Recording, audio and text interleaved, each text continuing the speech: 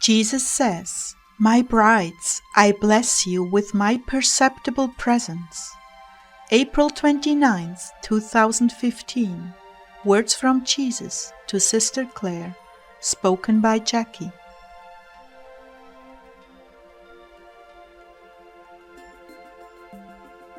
Jesus began, "Clare, not for one moment have I left you.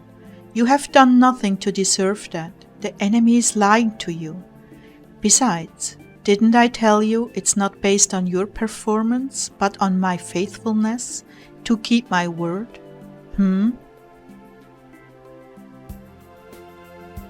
You're here? You're talking with me?" "I am."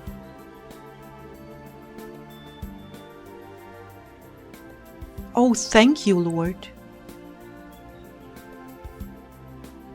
"My very small and fragile child, don't you know you have no righteousness of your own, but all has been given to you? And if you contain it, you will grow in holiness."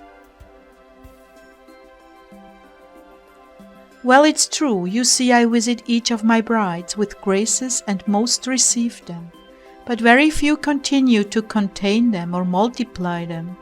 I visit with grace and I visit with adversity. It is usually during adversity that graces are lost." "But what about those times of victory, when the devils sift us and try to take away what we've just won?" That too is an opportunity. It can go either way. One way to lose is after victory, the other is during adversity. When my bride does not receive the challenges and tests I give her, she loses grace. When she becomes self-assured after a victory, she can lose grace. It is a matter of clinging to me or wandering off on your own, in your own will. This is why I'm so very strict with you to stay in my will at all times. I want you to contain the treasure I give you, so you may lavish them on souls. But if the living waters leak out before you get to them, well, then your pitcher is empty. You know what that feels like when that pitcher is empty, don't you? Oh, it is so very sad to see others suffering for lack of understanding and wanting to help them, but not having the understanding they need. Even lately, Lord, people come to me with questions for you, and I don't feel competent to ask or answer them. You have asked me for this competency, and it is on the way. But your role in the body is more important than answering questions. I don't ever want you bogged down in that. I want you to teach them how to get their own answers, Clare.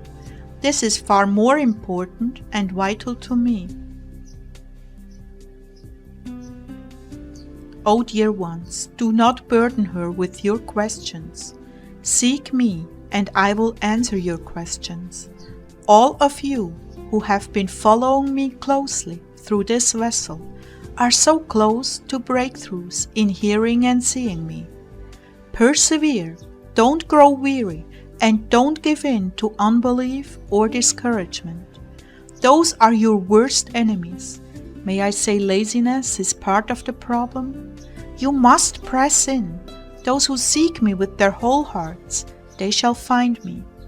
Seek me and live the life that I promised you, the abundant life of communion with me, righteousness, peace, and joy, the fruits of fellowship with me, confidence, courage, growth in charity, and humility. These are the sweet flavors of the grapes that abide in the wine. Bitterness, rancor, flatness, those are the grapes that are produced without the nourishment of the true vine.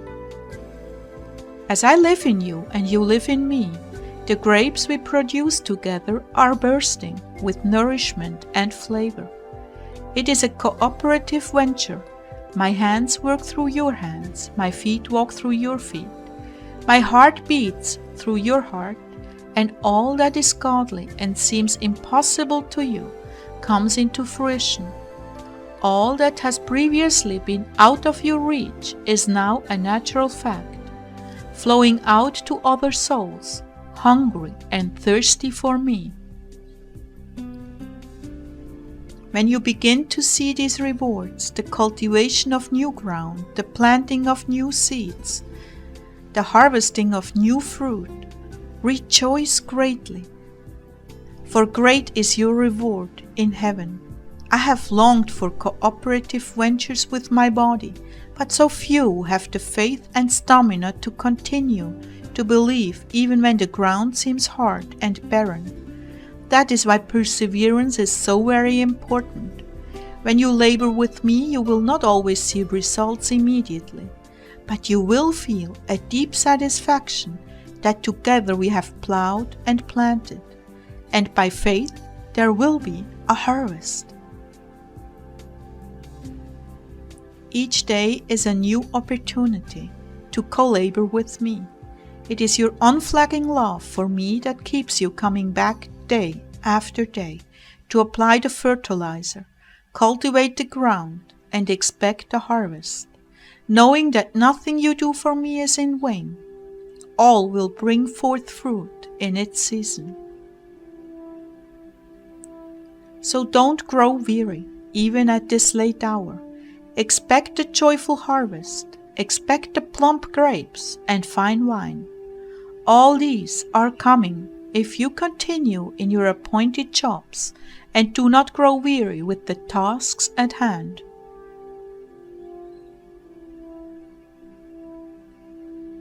I know you are tired, Clare.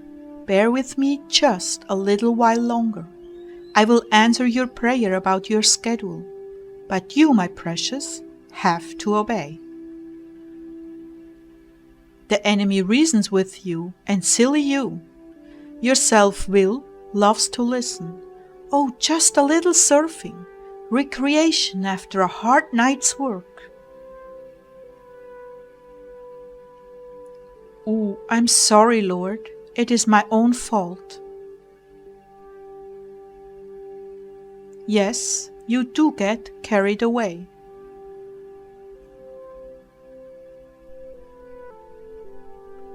One more thing I would like my brides to know. I have honored your prayers for Clare. I have laid up for you a storehouse of rewards for lifting her up so she could keep going. Whenever you pray for a minister, in heaven you will reap of that minister's rewards. You will say to me, "Where did that come from? I didn't do that." And I will say to you, "You prayed for that servant, and therefore you share in the reward." It is a mystery, but not one thought, not one intention goes unrewarded before me.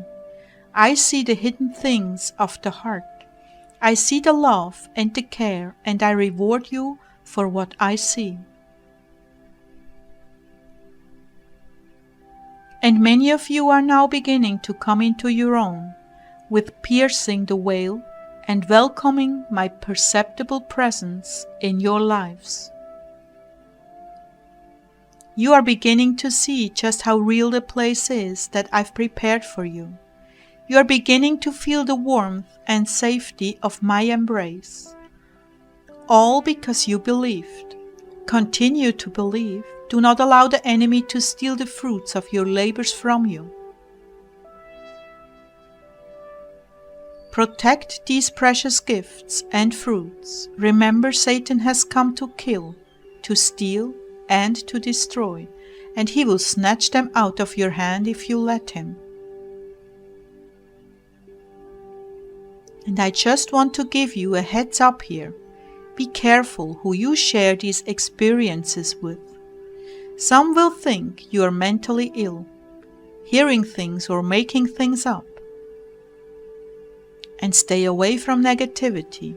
Many will not understand what God is doing with you, and will be negative and skeptical. So take care to protect the small beginnings and signs of my indwelling presence with you. These are priceless gifts. Keep them under lock and key in your hearts. I bless you, my brides, with the abundant life of my presence, my perceptible presence in your midst. It is my joy to be with you, and even a greater joy when you recognize my workings in your midst. We are as one.